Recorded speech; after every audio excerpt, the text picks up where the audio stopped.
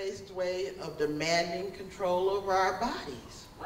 You know, it's the right to have a child if you want to, which is always deeply contested for us as women of color, disabled women, immigrant women. You know, we're in this middle of these, what I call the fertility wars. But we also have to join our pro-choice sisters and brothers in the right not to have a child, which it means fighting for abortion rights, fighting for the right to use contraception, and fighting for abstinence if you can hold on. Some folks say it works, but I haven't abstained from anything I ever wanted to do, which is entirely TMI. But the other thing that makes reproductive justice different from the pro-choice framework is that we have to fight for the right to raise the children that we have in safe and healthy environments. Because it's not just the right to have a child or not have a child, but what happens when you have to send your child to school through a hail of bullets, or you can't get health care for that child, or you can't even guarantee that the water they drink is not going to be filled with toxins. You know, and so this is where we take issue with those who call themselves pro-life, because they don't seem to care nearly as much about the child once the child is here as we do. So I would actually call them pro-birth versus pro-life, because pro-life means that you care about the life, the quality of life the child would have once that child is born. And so we coined this term in 1994, and I'm not here to talk about reproductive justice because I'm here to talk about sexual assault. That's a whole other speech, and so, but it'll creep in because it's all connected for me.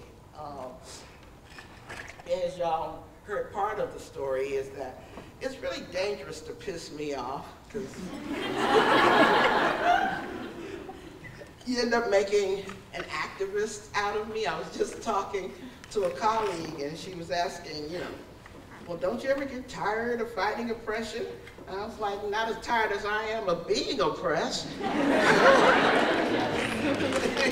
know? Hell, when they take off, I'll take off, okay? I mean, yeah. But I have to honestly say that one of the things I've learned in my years of being in the movement is that we have to do this work with joy, with love, with humor, like y'all are displaying.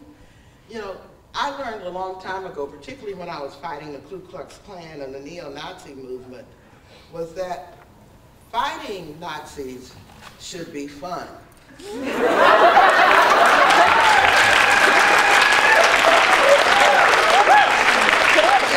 being a Nazi that should suck. Okay? So let's keep our priorities together. Let's make sure being a Nazi sucks while fighting them is fun, okay? And that means that we have, in order to do this work for a long, long time, like the 40-something years I've done it, you've got to have fun doing the work. You've got to not take yourself so seriously.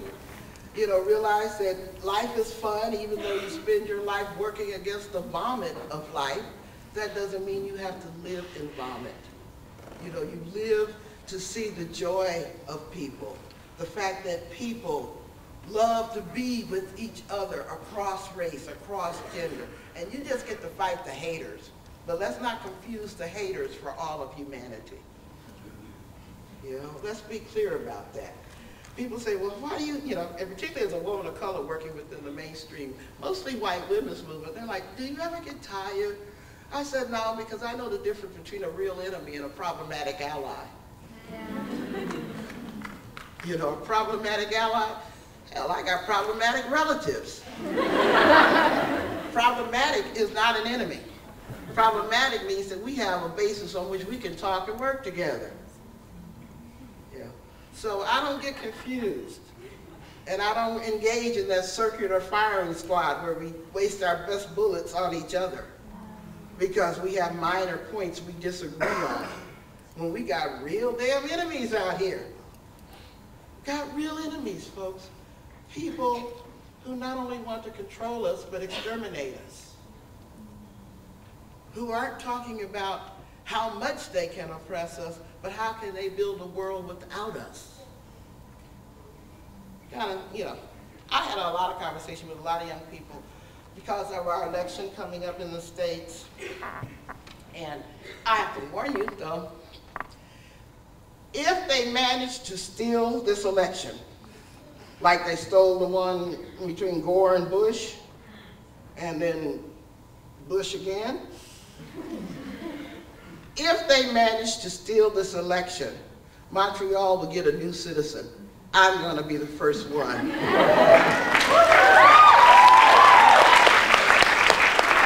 Because I see no reason at this stage of my life to live under a proto-fascist regime if I have a choice.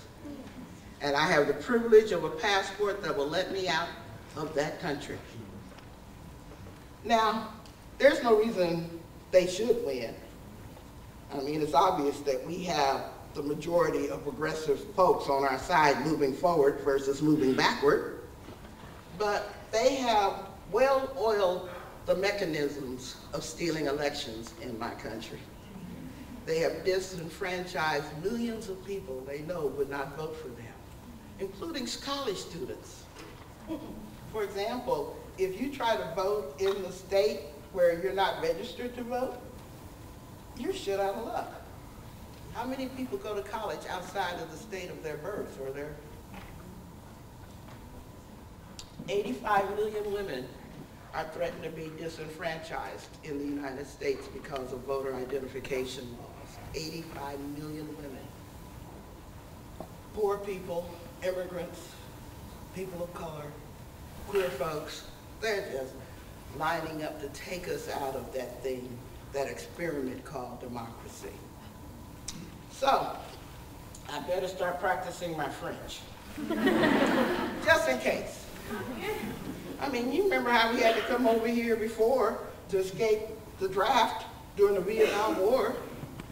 So just watch the flood if Romney gets elected. So let me move on.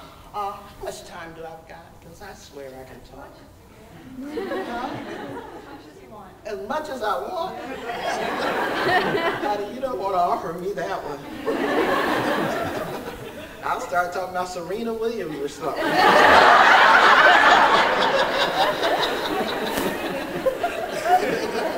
Don't give me carte blanche. I don't know how to not turn my mountain into a mole. Oh, no.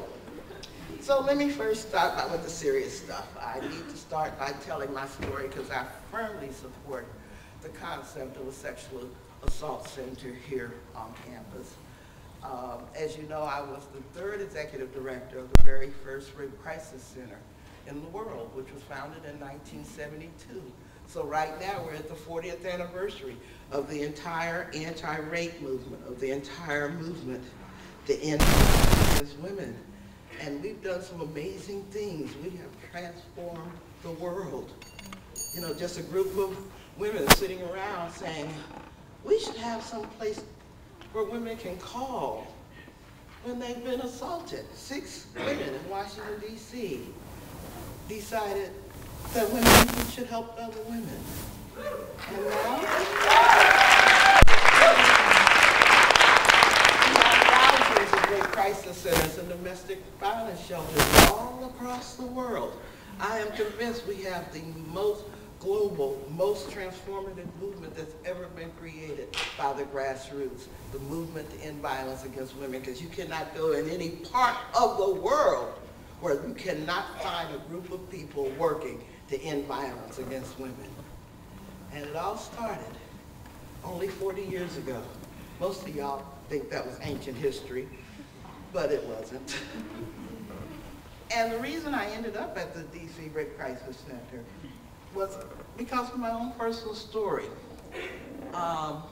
When I was 11 years old, my mother thought it was a great thing to put her daughter in the Girl Scouts.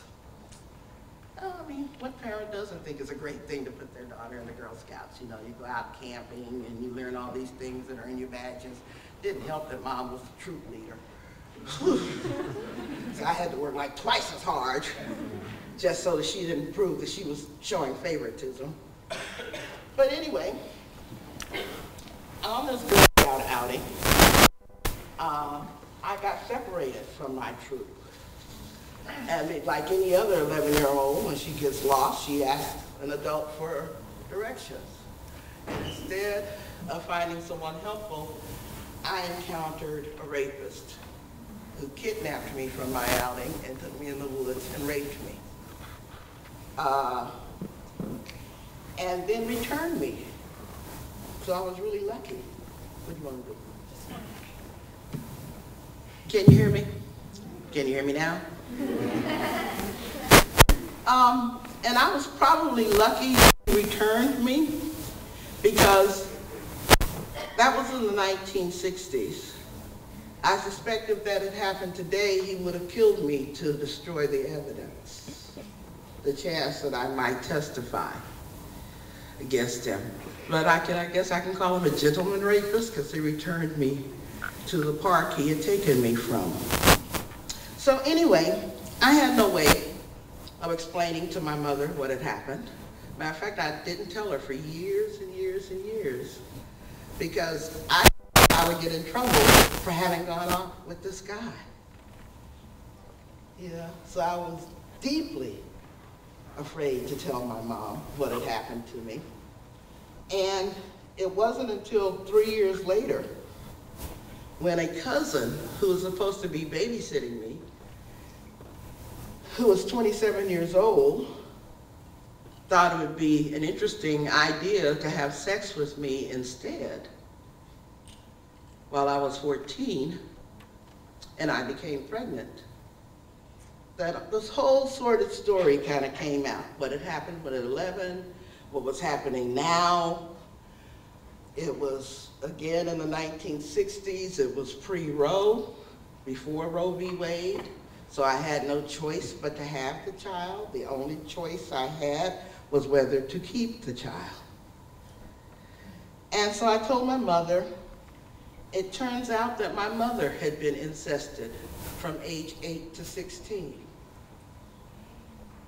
And her mother. So in my family, I have this history of incest that goes back multiple generations. And then I'm very sad. Oh my God, this breaks my heart to say. I go to my family reunion last year. I happened to share a hotel room with one of my nieces. I have like 5 brothers and 3 sisters, so we've got a huge family down in southern Texas. And so I share a hotel room with one of my nieces, and it turns out that for some reason she decided to tell me, she's in her 40s now, that my favorite older brother had incested her. And for a year now, I've been trying to figure out how to have that conversation with my favorite older brother. You know? So I was drawn to the Rape Crisis Center not because I had this feminist epiphany happen in my head, but because of all the stuff that had happened to me. I was suicidal, I was crazy, I was self-medicating. And since there's young people in the audience, I won't tell you the kind of medications I used, but they were not available by prescription.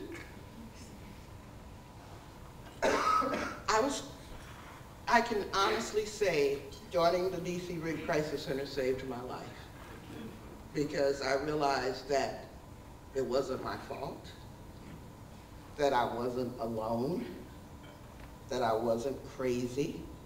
I found a company of women who could tell their stories, who could survive the trauma, who could help heal each other, and share in a collective commitment to at least help other women who had been violated. We never thought that we could end violence against women, but we learned that at least when it does happen, no woman needs to be alone in the trauma. And so that's what we're doing, and that's what you're trying to do here with the Sexual Assault Center at Concordia. So I want you to give yourselves a hand because you got there without going through all that shit first. Thank you. And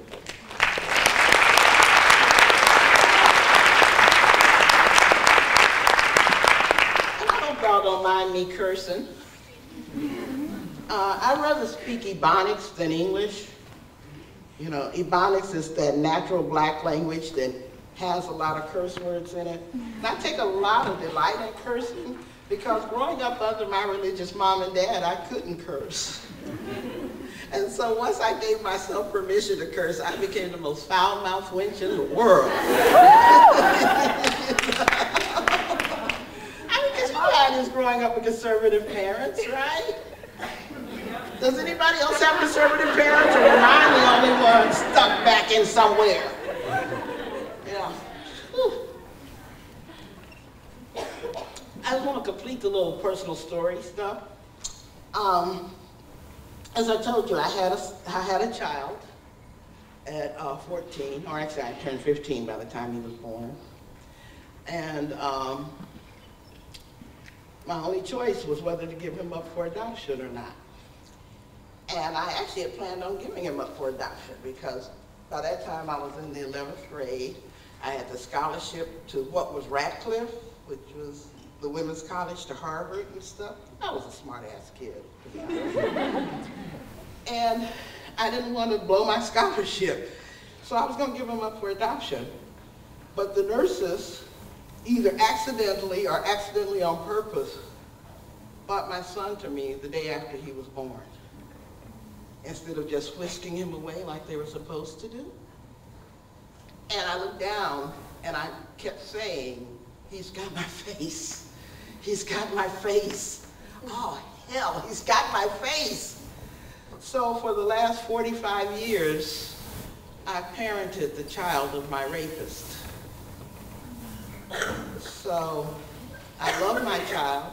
I hate his service. I never, ever sit back quietly when somebody says stupid stuff like rape can't make you pregnant, like that asshole said in our Congress a couple of weeks ago, or that it ain't the baby's fault, you know, that you were raped.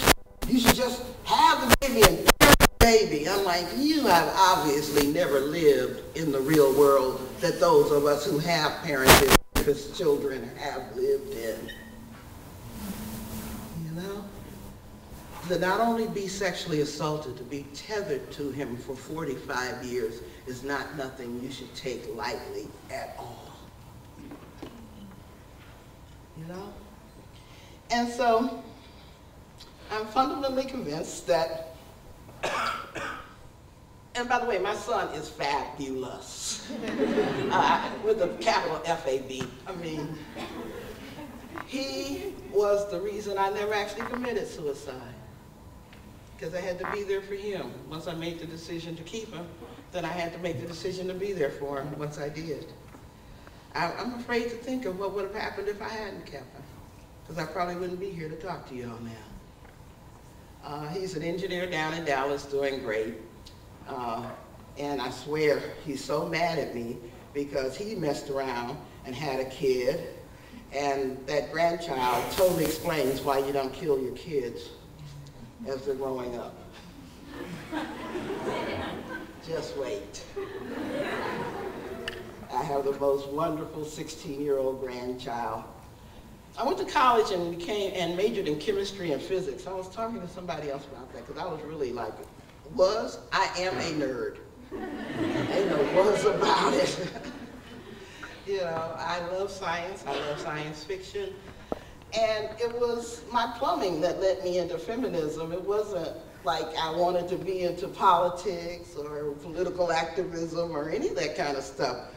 But in my effort not to get pregnant again, by the time I was in college, I accepted implantation of the Dalcon shields, which, if you know anything history of the IUD, it sterilized over 700,000 women across the planet, including me. So that child I had at 15 ended up being my only child.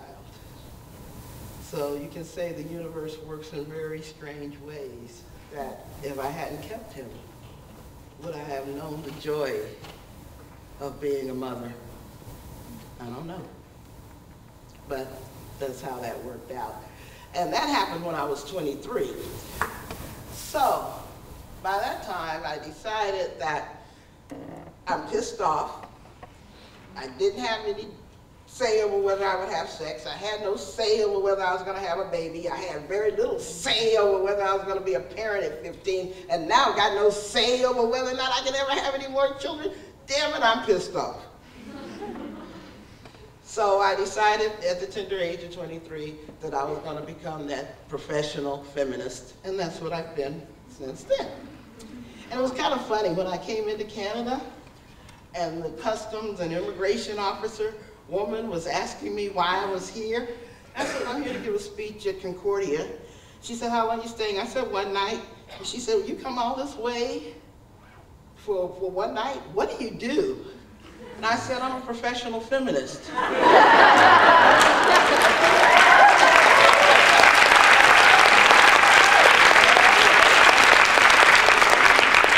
And she was like, in all my years here, I've never heard anybody say that.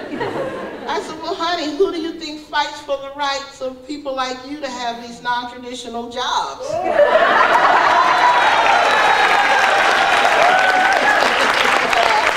And she just started grinning. I think I could have smuggled drugs at that point.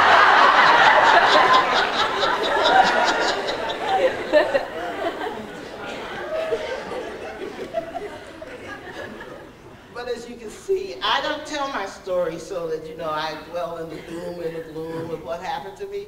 I mean, a lot of SH happened to me, and that happens to a whole lot of people. I don't think that those of us who have these traumatic experiences are special. We're just folks that survived it, okay? But SH happens to everybody. Everybody. There's no way to live in a racist, homophobic, sexist, whatever you want to put on a society without having trauma attached to growing up in it. Whoever you are, whatever you imagine your privileges to be. The question becomes, what are you going to do about it? You know, those of us who are social justice activists, we're not special. We're actually privileged, because everybody has to put up with oppression, and we're the very few people who are conscious enough to fight it. And that's a privilege just like race privilege or class privilege or gender privilege is. You've got to be responsible with that stuff. You know, you just can't assume that you can look down on people without your privilege, without your consciousness. It ain't like being oppressed is only happening to you. You know? Having the freedom of speech, the wherewithal, the consciousness, the company to fight oppression, that's what constitutes our privilege. And we have to be damn responsible with it, like any other privilege. You know, so stop whining about how hard you gotta work for social justice. Stop feeling sorry for yourself. Stop talking about, well, I know what you don't know. Or stop praying what we call the oppression Olympics. My oppression's worse than your oppression. Get over yourselves, please, because you're very little used to the movement if you don't.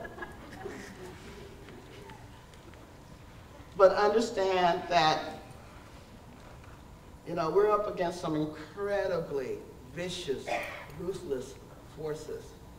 And as Audre Lorde said, we weren't meant to survive. And the fact that we have is a triumph. But in case I ever want to get my head full, and that song's going to make my head even bigger. Never had anybody write a song for me before. I remember that my mother, with her 8 children, worked on her hands and knees cleaning white folks' houses. So anytime I'm going to feel that I'm too tired to go on, I thank God that I'm at least not on my hands and knees to struggle. And I didn't have 8 kids while I was trying to do it with. You know, so I know I'm getting preachy now, but I entered this work at 15. So I had to go through being the mouthy young person who didn't think that anybody over 20 knew what the hell they were talking about, to the 20-year-old who had to be put in her place by blue-haired black women who knew Mary McLeod Bethune. Actually, that happened to me, because I am mouthy, and I am pissed off. So, a little more, one of those anecdotes that I haven't put in the bio yet. I was on the D.C. Commission for Women in my 20s as part of my experience at the Rape Crisis Center. And so I was really mad because the older women in their 50s and 60s with the blue tinted hair, you know, just, and here I am with my baby dreads, right? And nobody knew what a dread was back then, trust me. You know, because I had one of them walk up to me and said, I can understand why they had to get a black woman, but did they have to get one so black? And she was not talking about my color.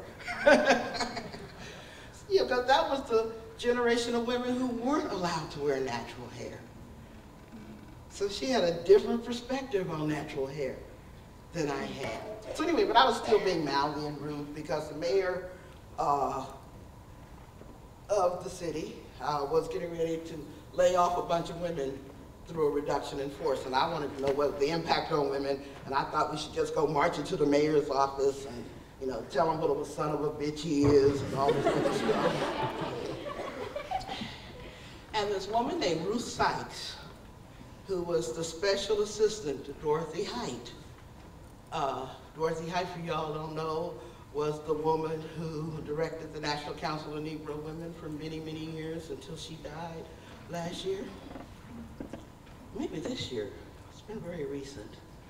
Anyway, Ruth Sykes, who knew Mary McLeod Bethune, I mean, these are women that are like my sheroes, took me out into the hall, and she said, well, Loretta, something you need to understand. You know, when we started doing this work, our job was to get the door open. And the women who came after me, their job was to get a seat at the table. And now, maybe your job is to kick the table over. But you've got to at least respect the ones who came before you. Right? And I think it's the job of y'all is to not only kick the table over, but decide what's on the menu. Because Billy Avery, one of my mentors, the founders of the National Black Women's Health Project, once told me that if you're not on the agenda, you're probably on the menu.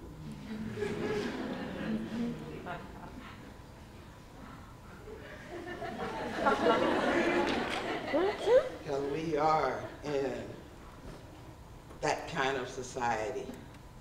What did the Funkadelic say? America eats its young. And so that's one of the lessons I've learned through life, that each generation gets to define the struggle on their own terms, but you have to do so without disrespecting the generation that created the space for you to even have the space to make that definition. And if that makes me ageist, screw you. No. No, but seriously. So that we see ourselves as a continuum of warriors. Don't act like you just discovered oppression all on your own. You know? And that's kind of where I need to probably take this conversation next, is because when we were at the D.C. Rape Crisis Center, we not only fought against violence against women and battering and sexual assault and street harassment and child sexual abuse and all this other stuff, but we also fought against apartheid in South Africa.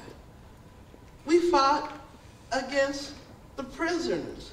We were talking about arresting our fathers, our brothers, our community members and sending them to jail for rape. We cared about what happened to them once they got to jail.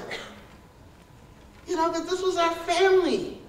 Most rape is intraracial. It's not interracial. It happens within a community.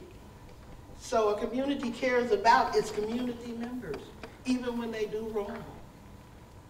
And so we worked from a platform of intersectionality back in the 1970s. So it does kind of piss me off when young people learn about intersectionality and act like they invented it. You know? Like, yeah, no, not quite. And, you know, so that would be one of my cautions for those of you who are working on the Sexual Assault Center for the university. Understand that you're not just dealing with violence against women, you're dealing with the violences that women experience. And will you be there for her or him? Because of course, men get violated, transgender people get violated, everybody can get violated when they breathe those violences. So let's talk about the types of violences that I'm talking about. And by the way, there's a group of young people called Insight, Women of Color Against Violence, that has done amazing work, just absolutely amazing work. They affected my consciousness. So most of what I'm sharing now came from the brilliant analysis that Insight make. And analysis is just putting words to a trend that's already there. It's not creating the trend. Just like reproductive justice, we didn't create the concept of women have a right to have a child, not to have a child, and to parent their children. We just named it. Naming it is a powerful thing, but that doesn't create that. I mean, Sojourner Truth said, "Ain't I a woman?" I mean, this is nothing new. But you do get some power from naming. It was at an Insight conference in year 2000 that they talked about violences. And so they talked about not only IPV, and that's kind of like the clinical name for interpersonal violence. I call it rape and battery, but you know, the funders want you to use all this scientific euphemisms. IPV, interpersonal violence, but they also talked about economic violence. The violence that happens when someone else controls your economic resources. When you cannot make financial decisions for yourself. Some of us would define welfare as a form of economic violence, because no woman's life is more prescribed than that who requires public assistance, where the state has a right to invade your privacy, look in your closet to see if men's clothes are in there, ask you whether or not you're using birth control, do all kinds of invasive stuff to your life. But there's the economic violence that if you're in a marriage or a partnership and that partner controls whether or not you have independent money. And of course, the third category of violence is racial violence. Racial violence, like what is happening to the undocumented and unremarked indigenous women in Canada. When we know if it had been rich, white, blonde women, there would have been a whole national commission studying it. Yeah. Racial violence.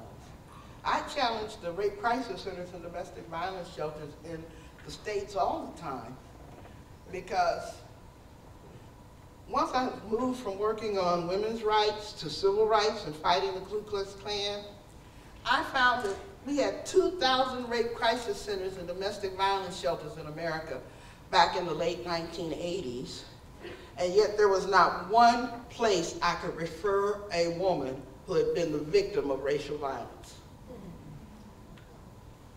If the Klan had burned down her home, I had nowhere to send her because she wasn't dating the Klan. Yeah? So as much as we've done, there's so much more. So what do? We spend more money, of course, taking care of dogs and giving them shelter than we do giving women shelter. So those of us who are establishing hotlines and shelters and centers, are we going to care much about a woman who is violated not because of her gender, but at the intersection of gender, race, and immigration status? Are we? So these are lessons learned that I want to offer to y'all from our 40 years of work. Then there's, as I mentioned, immigration violence. The violence of having your family torn apart because somebody is not documented. Even as much as I carry President Obama's dirty tennis shoes, I understand what he's doing to immigrant families in the United States, tearing them apart. We are dealing with unholy number of young people under the age of 16 who they are allowed to stay in the States either because they were there or they were brought there young, like through the DREAM Act, but their parents were deported back to their countries of origin. So you're creating all of these basic orphans in our country who have to self-emancipate themselves and figure out how to help their parents and work to unify their family again.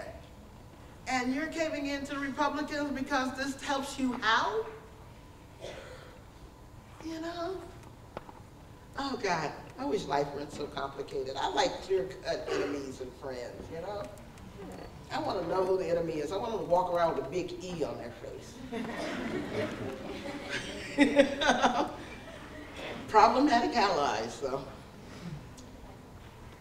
And then there's homophobic violence, queer violence, anti-queer violence. The same thing is true. Most of our rape crisis centers and domestic violence shelters are ill-prepared to deal with same-sex violence. Don't know how to deal with it. You know?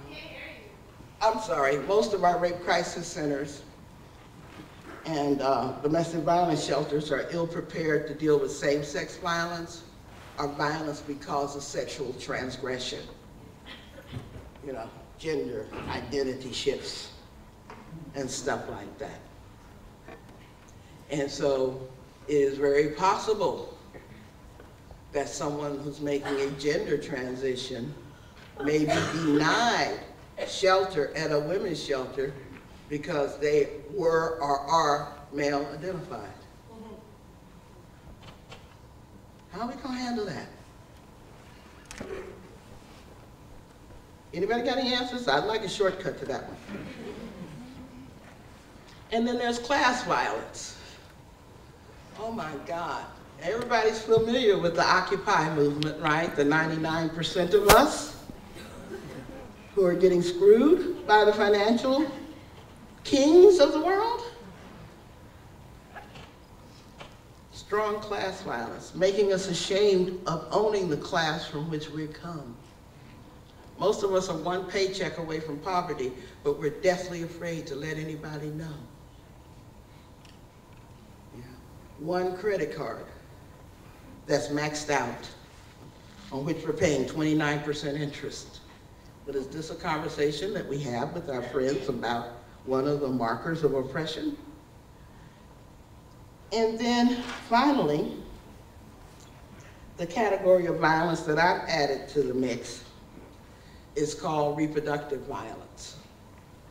And this is the type of violence that happens to people when they try to control their own fertility.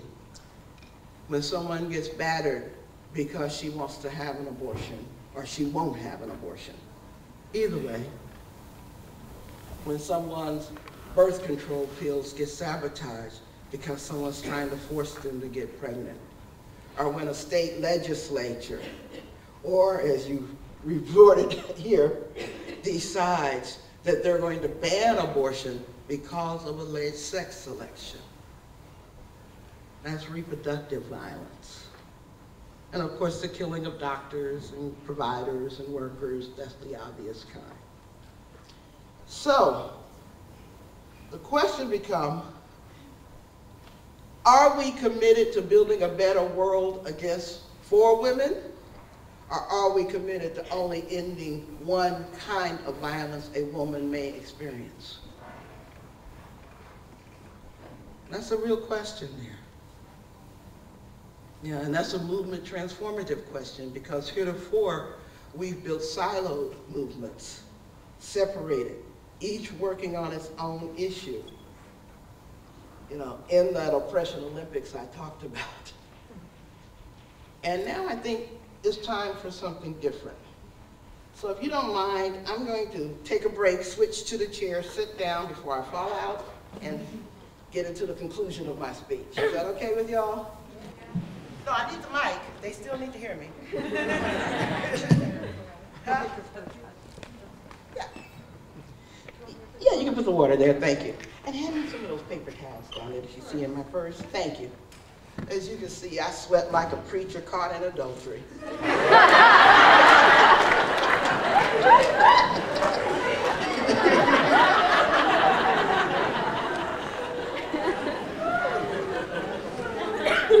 And trust me, they do sweat.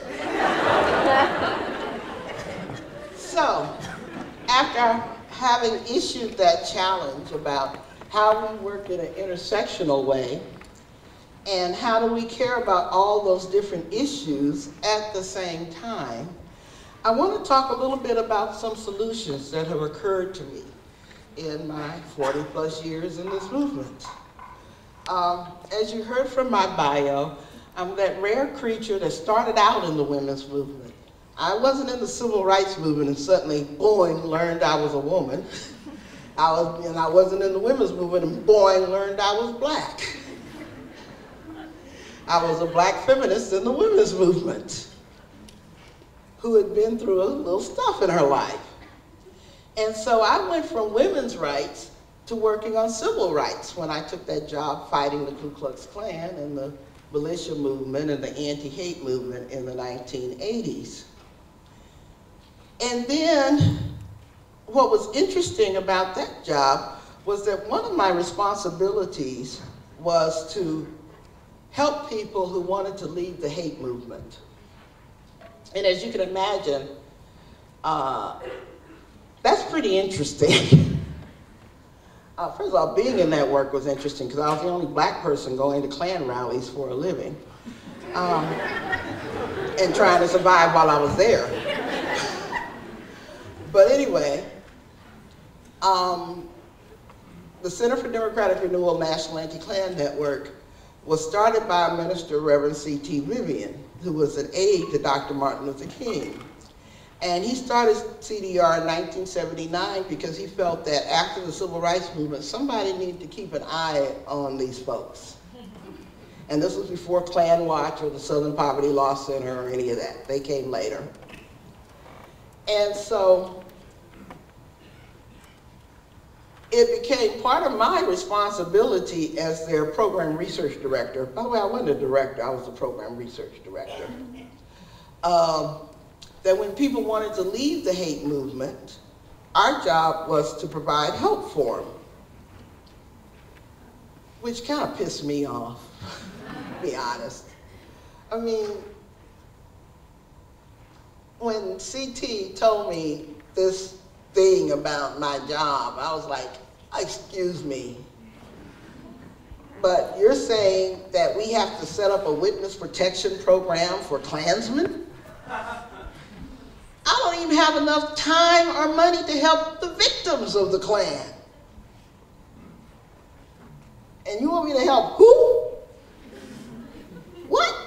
I mean, I used to call them roaches, because I was disrespectful then. But it was like, you know, they only came out at night. You turn the lights on and they start running. And so CT, sometimes I hate it when people are right. He said, well, Loretta, if you ask people to give up hate, you have to be there for them when they do. And I'm like, you can't say oh shit to a preacher. But that's what I wanted to say. So anyway, the reason I'm telling you this story is because there's a man named Floyd Cochran who was the national field director, national spokesman for the Aryan Nations at Hayden Lake, Idaho. And the Aryan Nations was the largest neo-Nazi formation in the country back in the 1990s. And Richard Butler founded them. And Floyd Cochran had been born in upstate New York, in a town that didn't even have black people. I don't know how he managed to hate us when he'd never met us. But anyway, but he became a Nazi at 15 because it was, the cool thing to do. It made everybody in his high school afraid of him because he used to get bullied till he became a Nazi. Yeah. And so Floyd Cochran's second son was born with a cleft palate at the Aryan compound. And all of a sudden, his Nazi buddies who he'd been hanging out with started saying that his son was a genetic defect who needed to be put to death. Guess what? Floyd had an epiphany. He's like, oh, hell, who am I? Wait, you ain't killing my baby. You can go kill some black people or some Jews, but you ain't killing my baby. And so he got kicked off the compound for not being Nazi enough. And he was 35 years old by that time, so he'd been a Nazi for 20 years. He and his family got kicked off the compound. And so Floyd called our offices one day, and he asked to speak to Lenny Zeskin, who was our research director before me. And so I said, well, who's calling? He said, this is Floyd Cochran. And I said, the Floyd Cochran? Because my job was to know these people, And it turned out to be him. And so Floyd was defecting from the Aryan Nations. And so I ended up working extensively with Floyd. We ended up doing a national tour. This anti-Klan activist, myself, and this former neo-Nazi did a national tour where Floyd wanted to go around and literally apologize for all the harm that he'd done. He had recruited this group of teenagers, these two brothers in Allentown, Pennsylvania, who came home one night and killed their entire family. And he felt very guilty about that, as you can imagine. We also ended up on the Jerry Springer show, which you can tell is not on the bio.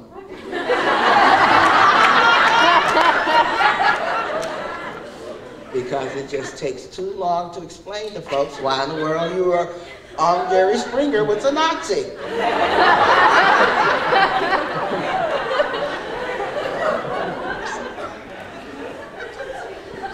But Floyd asked me this question one day. And he said, well, Loretta, I'm a good preacher. I'm a good recruiter of young people. I've got talent. I've got skills. And I don't think my life is over at 35. Where's the movement I can join? And I swear this glib answer came out of my mouth. I was like, well, you can join the Civil Rights Movement. And Floyd looked at me, he said, you think they're ready for an ex-Nazi? I was like, yeah. Probably not. Because I was imagining the reaction of my black friends to a Floyd Cochran, And I said, well, you can't join the women's movement because you're still sleeping around on your wife, and you ain't queer. And dang, Floyd, I don't know what you're supposed to do with the rest of your life. But he was genuine. It was a serious question. We'd been together about 6 months. We'd been together so long by that time. HBO optioned our story and tried to create the script that has never gotten produced because they tried to create the script claiming that Floyd left the Nazis because of me. Hollywood with race and gender never get it right.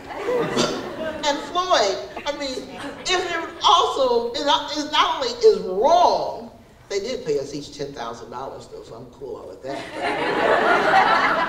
But not only did they get it wrong, but Floyd is a former Nazi. And I hope I have enough self-respect not to go around dating former Nazis. And even if I didn't have enough self-respect to go around dating married former Nazis, Floyd's about the size of my thigh. Because he's an intense little itty bitty guy who smokes cigarettes all the time and drinks coffee. Women my size generally don't go around dating guys the size of our thighs. You know? Hollywood.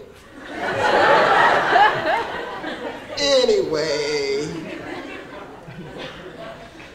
I hope I'm not running out of time. How am I doing, y'all? Because we'll go to a question period. I'm going to give you a question period, I will. Okay. Y'all are okay? I'm not boring you? Please indicate if I'm boring you by walking out right now, okay? Then we'll shoot you in the back. Anyway. No, but anyway, I took Floyd's question to CT, Reverend C.T. Vivian. I want y'all to Google him, by the way, Reverend C.T. Vivian, because he's one of those civil rights heroes who you don't know about simply because he was not assassinated. But he organized the first sit-ins in Peoria, Illinois in the 1940s. And that's why... Huh? C.T. Vivian, V-I-V-I-A-N. Because I just spelled Vivian.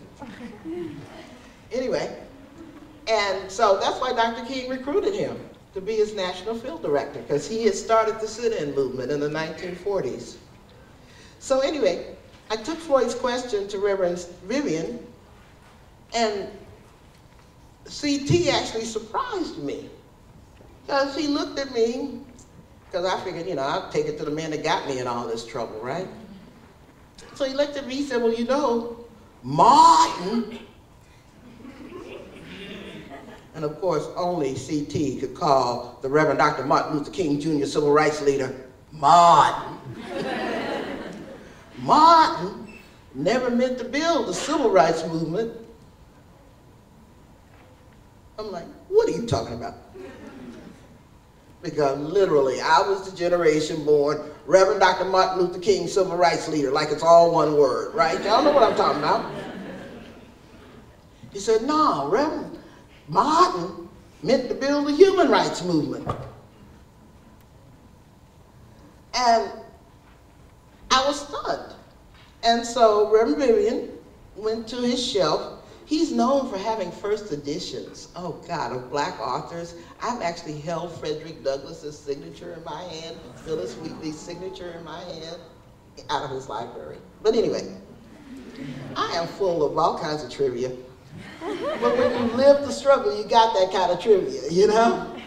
But anyway, he went to his shelf and he pulled out Dr. King's last Sunday sermon, which is delivered March 31st, 1968. I invite you to look it up.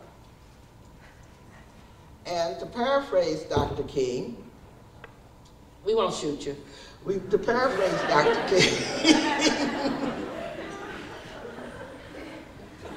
he said that we're in the middle of a triple revolution. We've got this revolution in weaponry, where we can destroy the earth many times over. And he was talking about the atomic bomb. He said we have this revolution in communications, where we can communicate instantly around the world. God, what would he think of the internet? He said, but the most important revolution taking place right now is the human rights revolution, with the freedom explosion taking place around the world. 4 days later, Dr. King was assassinated, April 4th, 1968. So he never had the chance to build the human rights movement his vision had brought him to. And so he died being only known for civil rights, not human rights. So you can imagine my reaction when Reverend Vivian finished reading this to me. I'm like, okay, now I'm pretty well read. How come I've never heard this before? I mean, I was pissed off. Everybody told me Dr. King had a dream. Ain't nobody tell me he had a plan. Yeah? How come 40 years later I don't know nothing about this? You know? And so CT looked at me and said, well, we got to do something about that, don't we?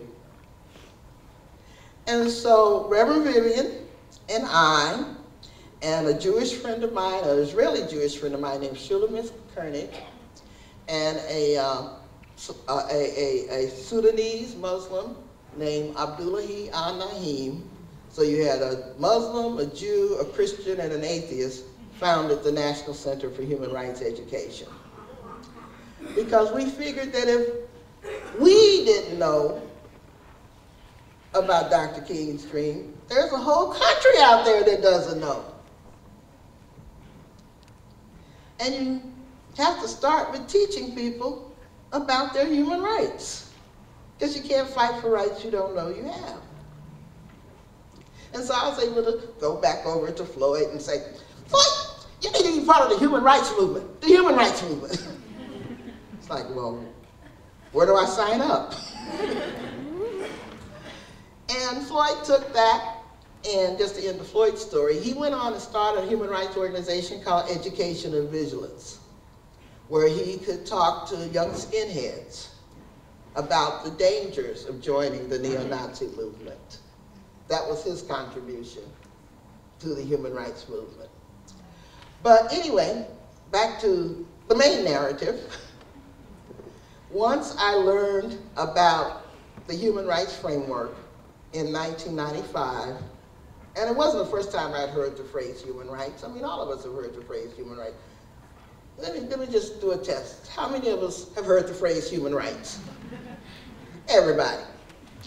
Okay, by that same show of hands, how many of us could name the 8 categories of human rights protections to which we are entitled? Yeah. Look around, people.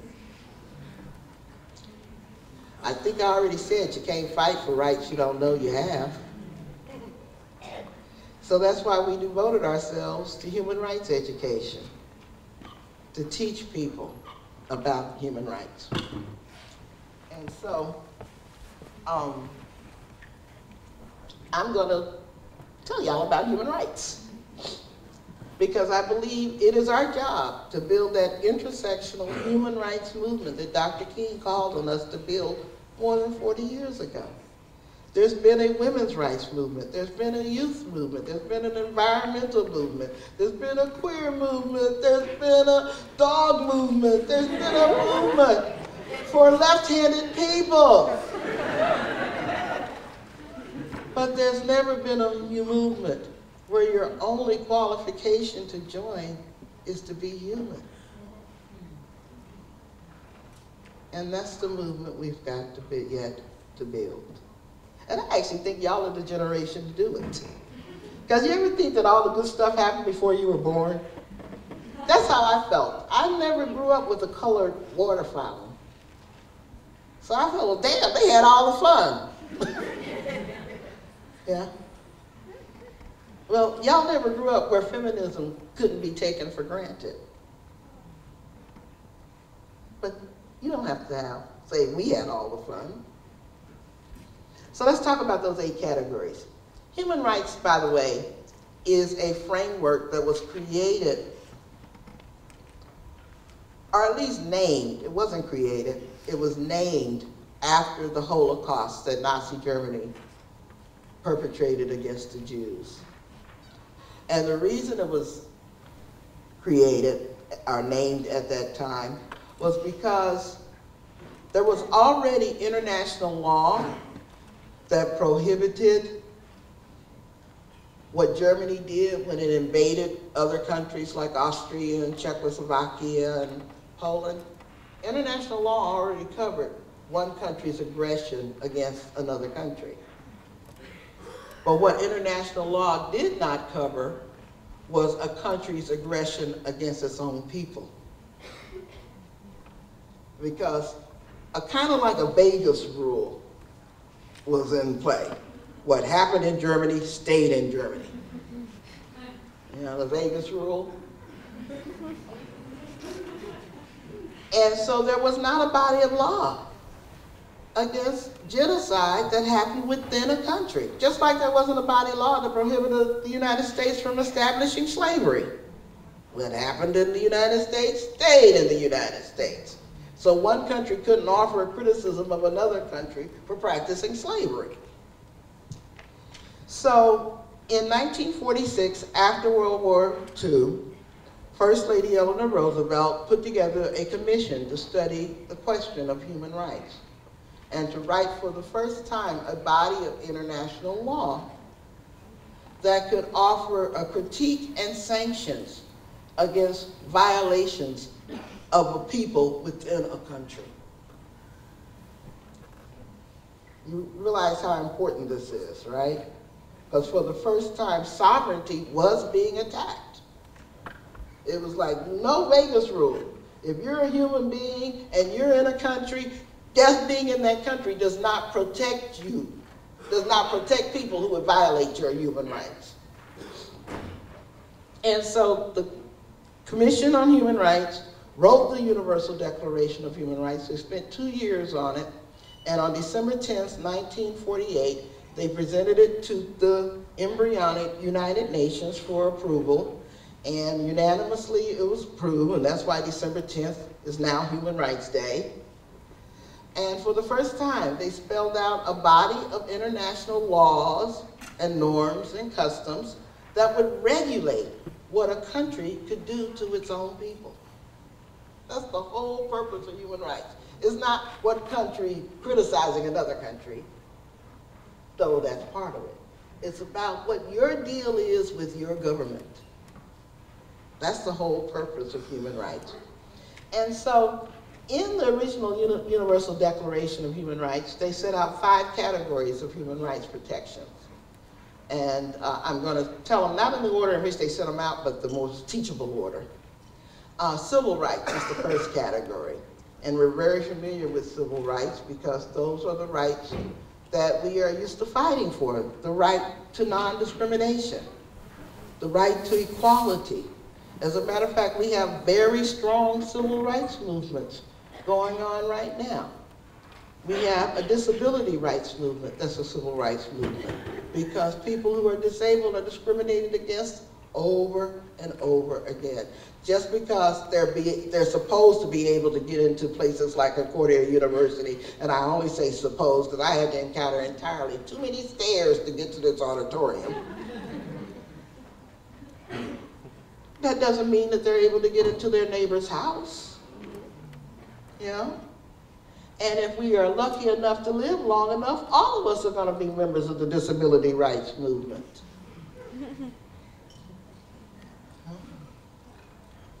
The most universal movement there is, the most inclusive movement there is. Because we're all one car accident, one birth, or just a couple of years away from being part of that movement. So that's a civil rights movement, fighting for simple access and equality. Can y'all name another civil rights movement? Somebody take a chance. It's pretty obvious.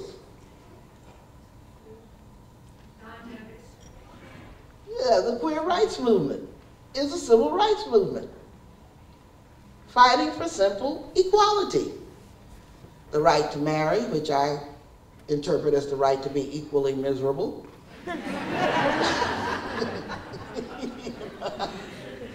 Why shouldn't, you know, only straight people suffer, should it?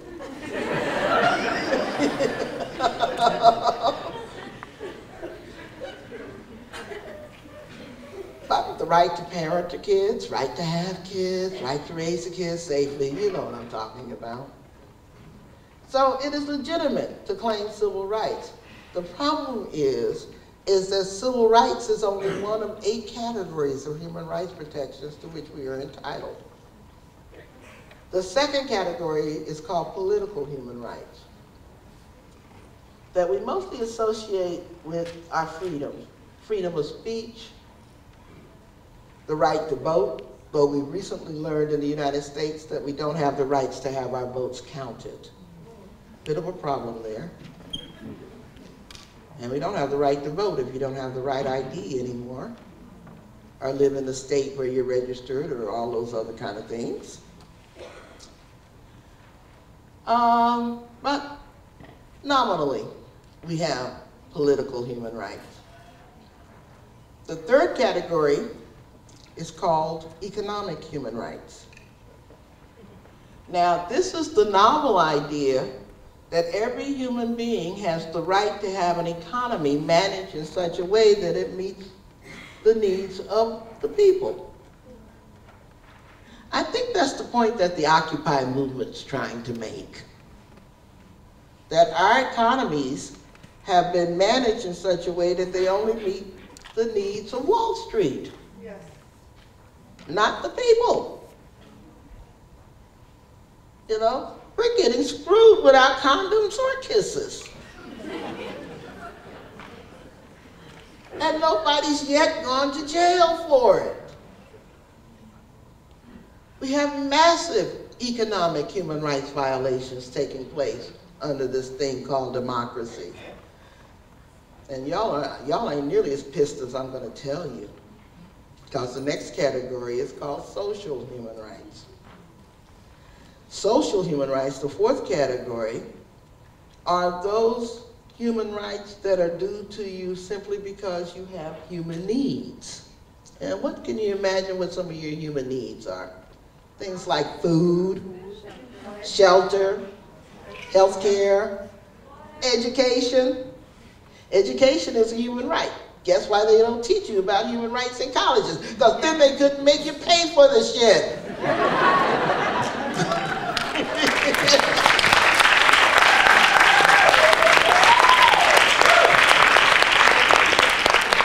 If it's a human right, it's not based on your ability to pay.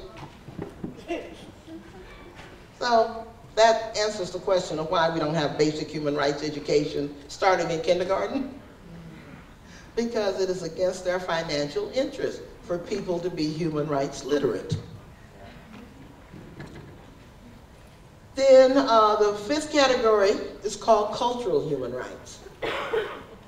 These are the rights to practice the culture of our choice, to speak the language of our choice, to practice the religion of our choice.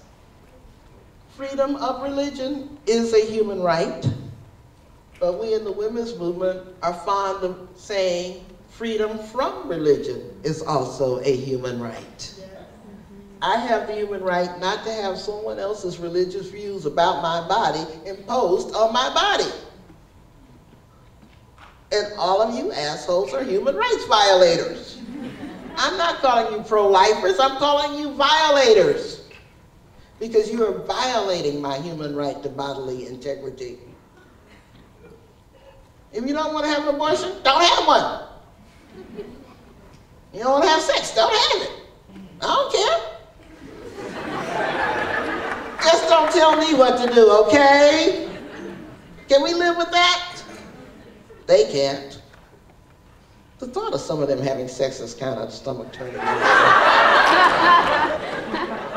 I'd rather not masturbate to that one. But anyway, I'm sorry, there are kids here. I'm sorry. I promised this mother that I would not go there. I'm so sorry, ma'am. We all masturbate. I'll try to keep it clean. But you know, some people, the thought of them just does not get you off. Anyway, moving right along. Those were the 5 categories that were laid out in the original Universal Declaration of Human Rights. Since then, new social justice movements have demanded new human rights. Is that a sign for me? You gotta bring it closer because I don't have my glasses on. 10-minute sign, thank you. Because I really couldn't see that. Thank you. Okay, so a new movement came up in the 1960s, spurred by Rachel Carson's book, The Silent Spring, that created the environmental right. Environmental human rights, the right to a clean environment, clean water, non-toxic neighborhoods, etc. So we know what environmental justice looks like, right? Then,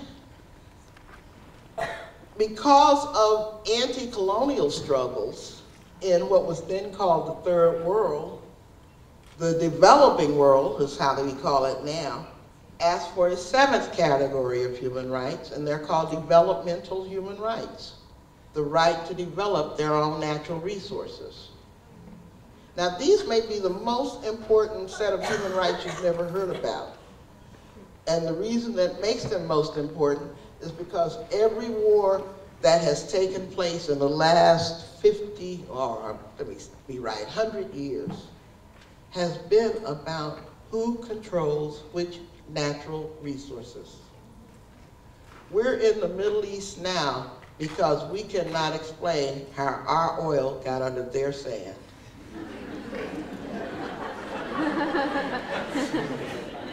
God made a geological boo-boo that our army must correct. You know, the genocide in Darfur, it's about oil. You know, heard of blood diamonds, on and on. Tribes in Africa that have gotten along for thousands of years suddenly fighting each other. They can't afford bread, but they can afford tanks. It's about oil, diamonds, plutonium, on and on and on. And then the eighth category of human rights, let me go faster, is called sexual human rights. These are the human rights demanded by women. The women's movement in particular, the right to control our bodies, to use contraception and abortion, to have sexual pleasure, which is one of my favorites. You know, just when you can tell your partner, you ain't doing it right, you're a human rights violator.